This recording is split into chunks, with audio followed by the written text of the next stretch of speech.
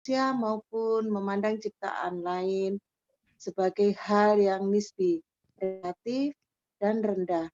Dan hanya Allah lah yang layak dan patut disembah. Itulah yang dimaksud pengertian tauhid yang membebaskan manusia dari belenggu dalam dirinya.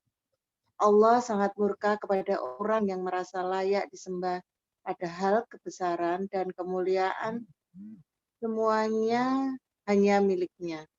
Dalam sebuah hadis qudsi, Allah berfirman, keperkasaan dan kemuliaan itu ibarat kainku, keagungan dan kebesaran itu ibarat selendangku.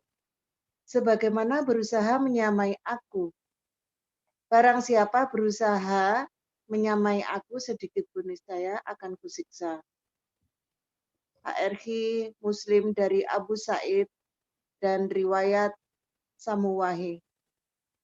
Bulan Ramadan adalah bulan yang melatih kita agar melepas belenggu-belenggu hati dan jiwa yang selama ini membuat kita menjadi manusia rendah.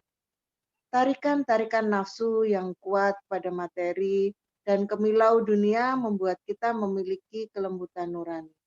Puasa membuat nurani kita terobati pelan-pelan dan kelembutan menjadi cahaya yang terang benderang. Sampai situ Ya, ya, terima kasih. perlunya sebuah Cukup Bunda ya, terima lanjut. kasih. Cukup Bunda ya, terima Oh kasih. ya, makasih. Makasih kawan. Terima kasih Bunda ya. Ya.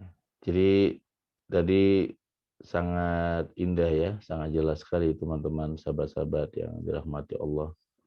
Di halaman 138 ya. Nah, ya. Jadi kalau kita baca sejarah ya, siapa yang kemudian merasa menyamai Allah tuh hancur semua ya gitu. Misalnya ya orang yang sombong itu rata-rata hancur. Gak usah jadi raja dia gitu ya, Bu Julia. Sombong di kampung aja hancur juga. Ya, sombong di sekolah juga hancur juga. Jadi dia eh, sombong itu adalah pakaianku kata dia diskusi itu. Dan ya nggak boleh dipakai oleh hambaku gitu. Jadi Allah tuh nggak mau ya jubahnya dipakai oleh oleh manusia itu ya kesombongannya gitu, kekuatannya, kekuasaannya. Sehingga kemudian biasanya jatuh ya Namrud misalnya ya jatuhnya oleh lalat. Jadi raja yang begitu dihormati, dikagumi, dibanggakan itu bahkan Allah tunjukkan dia pun matinya oleh lalat yang masuk ke hidung gitu. Bukan oleh oleh musuh yang besar gitu, tapi matinya oleh lalat gitu. Itu menunjukkan bahwa Allah bahwa ketika Allah memerintahkan bahkan lalat pun yang kecil bisa mematikan kita gitu. Sehingga ya waktu itu ramai ya banyak orang kemudian waktu ada yang mengatakan bahwa ya salah satu ulama ya yang wafat belum lama ini katanya karena corona ya. Nah, ada yang mengatakan bersetus bukan karena corona, memang karena Allah memintanya gitu, mengambilnya gitu. Yang corona ada yang sampai 2 kali positif nggak wafat ada betul ya Bu Julia. Tapi yang nggak corona ada juga yang mati gitu. Mungkin ada yang kita pernah lihat orang yang sudah sakit bertahun-tahun nggak mati-mati, ya. Tapi nggak sakit apa-apa tahu-tahu mati. Ya. Jadi memang kalau mengambil istilahnya almarhum UJ wafat tuh karena sudah ibarat kontrakan tuh sudah lewat kontrak, sudah melewati gitu loh. Nah, setiap kita ini punya kontrak-kontrak kepada Allah yang kemudian sudah ditentukan ya kapan kita akan wafatnya. Sehingga kalau kemudian belum waktunya ya walaupun sudah mendekati kematian ya hanya miss aja gitu, tapi nggak sampai menuju kematian teman-teman sahabat-sahabat dirahmati Allah. Nah, Ramadan yang mulia ini yang kemudian dilatih dalam 1 bulan kita dilatih oleh Allah dengan latihan-latihan khusus agar kita menjadi pribadi yang ihsan ya ihsan. Ihsan itu kan juga punya kepanjangan I-nya adalah integrity ya. Kemudian hanya adalah humanity ya. Kemudian S-nya adalah spirituality ya. Kemudian hanya adalah ya accountability ya, dan yang terakhir N-nya adalah nationality gitu. Jadi orang yang ihsan itu juga cinta kepada tanah air gitu. Orang yang ihsan itu dia juga ya, dia cinta kepada kampung halamannya, dia juga cinta kepada desanya, dia cinta kepada negerinya gitu. Jadi kalau ada orang ihsan kemudian dia membenci Indonesia, dia nggak suka dengan Indonesia, dia nggak mau ya upacara misalnya gara-gara upacara itu menghormati bendera dan bendera itu adalah kafir ya, musyrik gitu ya. Nah ini ada hal yang harus dipertanyakan. Bahkan Hadratus Syekh membuat sebuah quote ya, motivasi tentang hubul waton minal iman gitu. Bahwa cinta tanah air sebagian dari iman gitu. Artinya kalau kita punya perasaan cinta kepada tanah air kita Indonesia, itu juga bagian dari iman menurut Hadratus Syekh. Jadi kenapa di salamnya kita adalah salam kesadaran Indonesia ya, karena itu juga menunjukkan bahwa Indonesia. ya kita ini cinta Cinta tanah air. hubul waton minal iman, cinta tanah air ya, walaupun di Hong Kong, di Irlandia, dimanapun tetap menjawabnya Indonesia. Indonesia ya, walaupun banyak keburukannya, walaupun nggak seindah misalnya di luar negeri ya, tapi itulah negeri kita, itulah Indonesia gitu. Kalau bukan kita yang angkat, yang membicarakan yang baik-baik, siapa gitu teman-teman itu. Walaupun kadang-kadang ada orang yang seperti yang sedang viral, ya, yang ada di Jerman, betul ya, yang dia menjadi nabi yang ke-26, ya kan? Ya, itu dia kabur dari Indonesia misalnya. Tapi bagaimanapun ya, dia sebenarnya suka nggak suka, hatinya pun sebenarnya ada di Indonesia gitu. Makanya dia ngomongin terus negerinya. Ya, dia ngomong terus Indonesia, bahkan membicarakan buruk tentang Indonesia ya. Jangan-jangan di hati dia sebenarnya dia juga suka atau cinta, cuma dia ada kecewa aja gitu, ada kecewa terhadap sesuatu yang membuat dia akhirnya berkata-kata ekstrim, bahkan mengatakan bahwa dia adalah nabi yang ke-26 ya. Jadi salah satu yang lagi viral misalnya. Jadi mencintai negeri ini adalah bagian dari hubul waton minal iman. Jadi ulama-ulama kita ya, ulama-ulama dulu itu bahkan membuat satu kalimat pun sudah seperti orang Arab gitu ya, termasuk Hadratus Syekh. Dan orang ulama-ulama Indonesia itu dulu juga dihormati di Arab Saudi juga, di Mekah. Karena mereka ini ilmunya juga luar biasa tinggi ya. Dia menjaga ya, ilmunya begitu baik sekali. Teman-teman, sahabat-sahabat dirahmati Allah, dan Waalaikumsalam Bu Yeni. halo. Suara Halo, coach Nina. datang lagi. Maaf, baru Tadi hilang suaranya. Iya nih kayaknya habis hujan besar ya Bu ini, jadi berdampak dari ya sore semalam tuh, sore itu hujan besar sehingga iya betul. berdampak kemana-mana, termasuk tadi kita mau buka jam 3 tuh nggak bisa internetnya itu. Jadi mohon Muter maaf aja juga terus ya, ya. Siap. hujannya luar biasa. Tapi ya alhamdulillah kita masih bisa bertemu di sini, dan di Awareness of Ramadan hari ke-17 ini, kalau kita lihat hari ini kan spesial ya, Nuzulul Quran misalnya. Maka tadi saya sudah menyampaikan bahwa Iqra itu ada 3. Iqra pertama to read, bacalah. Bacalah Quran itu to read, seperti baca biasa to read gitu. Hafalkan seperti menghafal biasa to read. Tapi Iqra kedua adalah Iya. Iqra kedua adalah to understanding. Timbul tenggelam. Ya, yang lagi nih. gimana udah? Timbul tenggelam kok suaranya. Ini sekarang gimana? Ya, Alhamdulillah. sekarang. Ya, jadi ya kita diminta untuk bisa membaca ayat-ayat Allah yang kemudian tersebar di sepanjang kita melihat.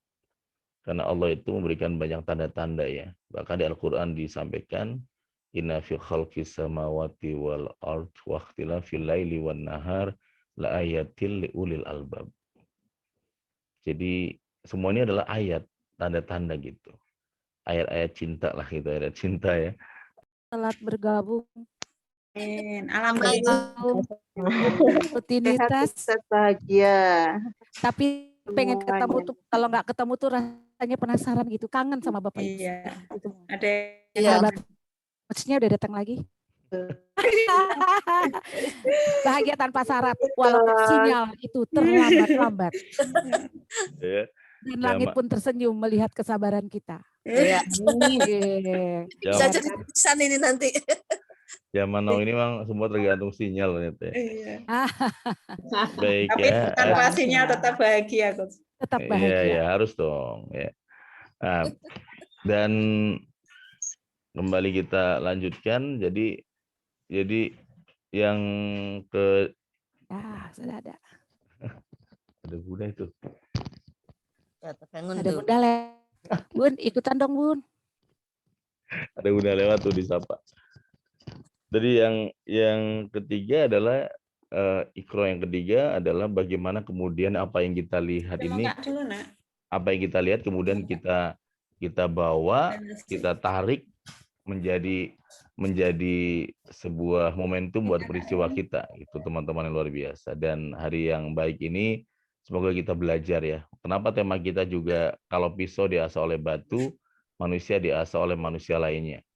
Karena itu juga menunjukkan bahwa kepada kita semua, ya kita diminta membaca ayat melalui sekeliling kita. Pisau itu kan kalau diasah pakai batu tajam, tapi sakit. Dia sakit, dia menjerit ya. Tapi kemudian ketika selesai diasah kan dia tajam. Jadi ada orang bilang ke saya waktu itu bahwa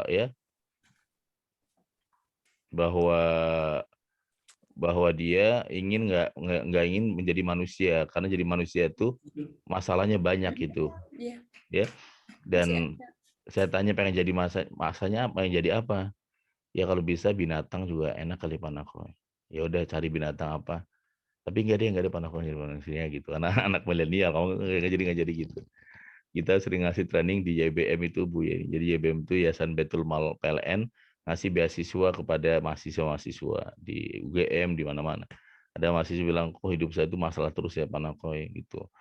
Coba saya nggak jadi manusia kali yang nggak ada masalah kata dia. Bilang serius. Gitu. Pengen jadi apa? Binatang? Nggak jadi. Nanti disembelih kata dia gitu ya. Mungkin jadi tumbuhan kali ya kata dia. Ya udah kamu jadi tumbuhan jadi apa? Jadi kelapa Pak, karena kelapa itu semuanya mulia, semuanya bagus. Saya tanya, udah kamu bayangkan kamu jadi kelapa selama 10 tahun itu di atas itu, di pantai, menikmati pantai yang indah, tiba-tiba kamu jatuh satu hari itu dari 10 meter. Kamu bayangkan kamu ada telinga, ada mulut, ada mata, kelapa ini menjerit sakit sekali gitu. Pada saat jatuh sakit, kemudian baru ngomong sakit, tiba-tiba ada anak kecil lari mengambil kamu sebagai kelapa yang baru jatuh dan bilang, mama, ibu, aku dapat kelapa Bu. Kata ibunya, nak, taruh aja nak di dapur nak. Kamu bayangin, kamu bayangin kamu jadi ada matanya ya. Kemudian kamu dengar dapur, apa tuh dapur? Karena kosakatanya kamu belum dengar dapur apa itu.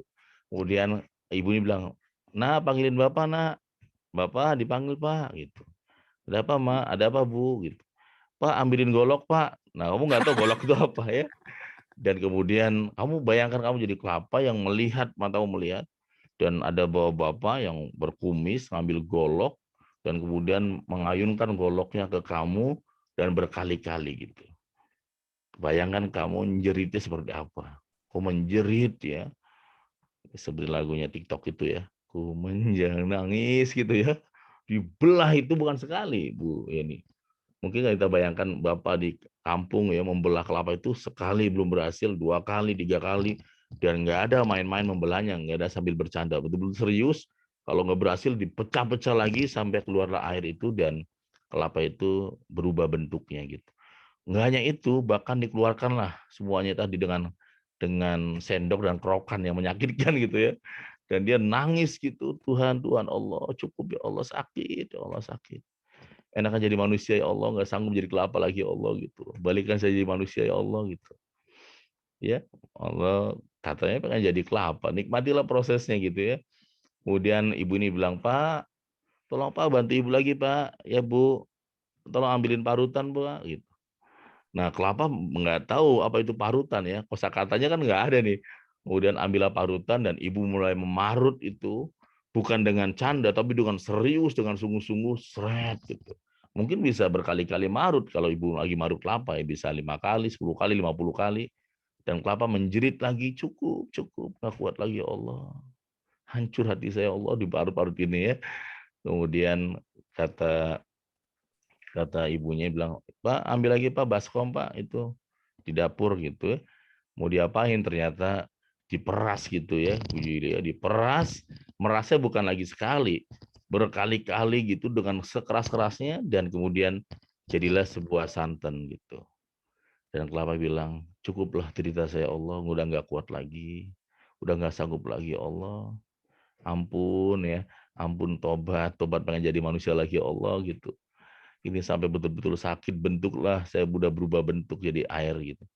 Dan baru saja dia mengatakan sudah cukuplah ya Allah derita saya, tiba-tiba setengah jam berikutnya ada bunyi ya ceklek suara kompor gitu.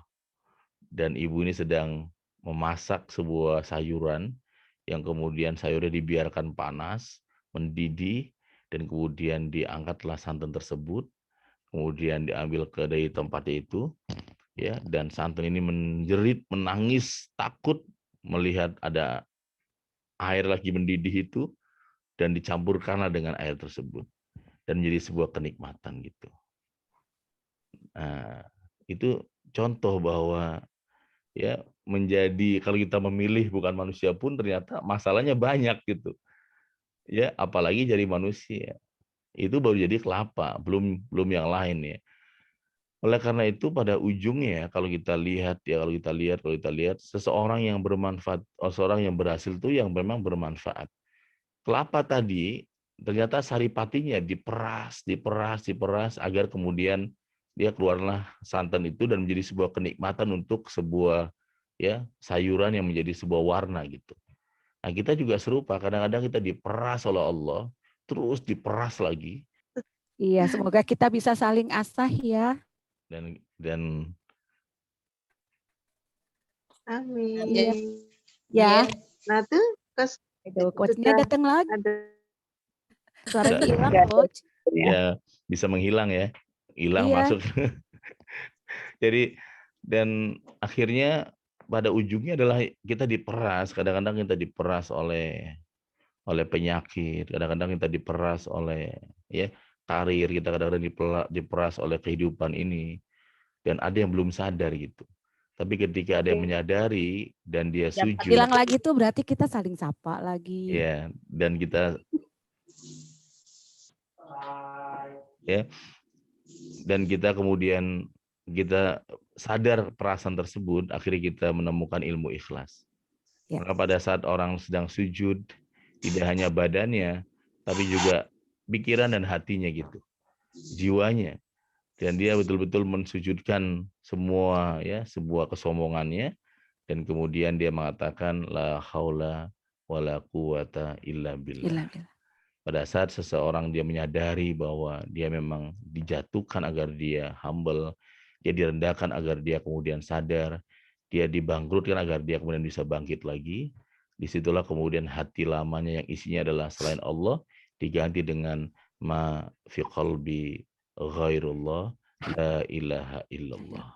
Pada saat itu kemudian akhirnya kita menjadi pribadi yang disebut manusia di atas rata-rata ya, teman-teman yang luar biasa, sahabat-sahabat yang great ya.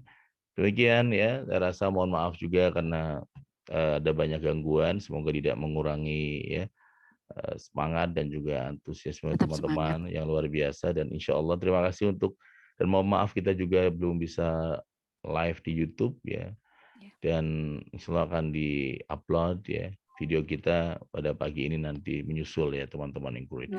Dan untuk teman-teman yang luar biasa, ini ada info terbaru ya Kang Oni. Ya. Ada Kang Oni ya. Ramadan Camp yang rencananya kita offline karena pas disurvei ke orang tua 20% minta offline dan 80% minta Ya, online. online. Sehingga akhirnya kita akan mengadakan Ramadan Camp di 10 malam terakhir secara virtual ya, secara virtual. Jadi kalau pagi adalah Seven Awareness, semalamnya adalah pengajian ya teman-teman. Dan karena memang tidak offline, sehingga buat para alumni dan juga teman-teman, dan harga kita juga menjadi sangat hemat gitu untuk 4 hari 3 malam, yang tadinya kalau offline tuh hampir 3 juta gitu Bu Yeni ya, sekarang menjadi 1 juta rupiah ya. Jadi teman-teman ya, sahabat-sahabat yang silakan bisa nanti tanya ke Kang Oni ya, karena yang dilatih Seven Awareness untuk teens ya, sudah anak-anak. Hanya malamnya kita ada kegiatan-kegiatan Ramadan Camp-nya ya teman-teman yang great. Sahabat-sahabat dirahmati Allah, terima kasih. Kita berdoa semoga besok nggak ada jaringan masalah ya. Amin Allahumma amin ya. Makasih untuk Bu Julia sudah menjadi moderator kita hari ini, dan thank you untuk semua sahabat-sahabat dirahmati Allah. Dan insya Allah kita makin bersyukur ya. Ternyata Allah pilih kita menjadi manusia itu yang terbaik. Ya, yang terbaik. Nah, kita dikasih masalah aja, ada banyak orang yang mendukung kita, merangkul kita, ya, mengingatkan kita. Ya, kalau ya yang lain udah nggak bisa ya teman-teman yang great. Manusia ini adalah makhluk yang paling istimewa, aksana takwim. Nah, kalau dia hina bukan karena fitrahnya, tapi karena kelemahan dirinya gitu. Ya, lemah memanage pikirannya, lemah memanage hatinya, lemah memanage jiwanya, sehingga dia jatuh ke dalam keadaan yang sangat buruk. Ramadan inilah kita diangkat kembali dengan kemuliaan tersebut. Amin. Allahumma amin ya. Dan insya Allah kita di siang di kelas 21 Days with Transhuman ya, untuk angkatan ke-47. Terima kasih untuk para alumni ya yang terbiasa sedekah tiket untuk keluarganya, saudaranya, temannya, atau mungkin orang nggak dikenal. Semoga Allah memberikan balasan berlipat-lipat apalagi Ramadan dalam kehidupan kita. Amin Allahumma amin. Ya. Amin. Terima kasih, kita tutup. Akhirul kalam. Wassalamualaikum warahmatullahi wabarakatuh. Waalaikumsalam warahmatullahi wabarakatuh. Terima kasih. Foto dulu. Waalaikumsalam warahmatullahi wabarakatuh. Tutup dulu apa? Foto dulu. Ya, silakan. Tutup Bu Julia. Kita tutup dulu ya. Kita tutup dulu sebelum kita foto. Bapak Ibu hadirin semuanya, alhamdulillah pagi ini great, luar biasa. Kita menembus halangan walaupun sinyal hilang, tapi kita tetap bahagia bisa mengikuti kuliah pagi hari ini dan ngecas mengasah hati kita untuk kita tidak terjun bebas ke keadaan manusia yang menghinakan. Dan alhamdulillah terima kasih Coach Nakoy pagi ini sudah membersamai kita dengan luar biasa. Mudah-mudahan kita semuanya bisa mencerna dan kemudian kita bisa mengamalkan apa yang sudah kita pelajari hari ini.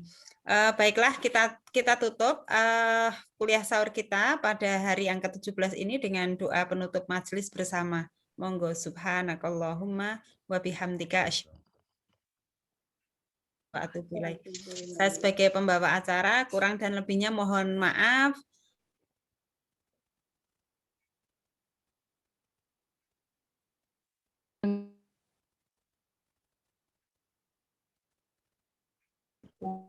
Warahmatullahi wabarakatuh. Sehat selalu ya. Ya, foto yuk.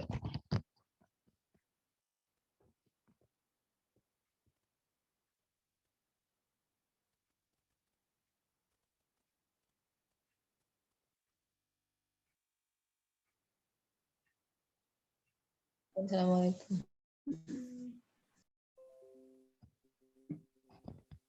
Sudah foto ya Bu? Udah. Sudah Bu fotonya? Sudah. Ini, di foto print screen sih tapi nggak apa-apa. Udah. Oke. Terima kasih. Tutup ya. Selamat sahur. Wassalamualaikum warahmatullahi wabarakatuh. Waalaikumsalam. Waalaikumsalam warahmatullahi wabarakatuh.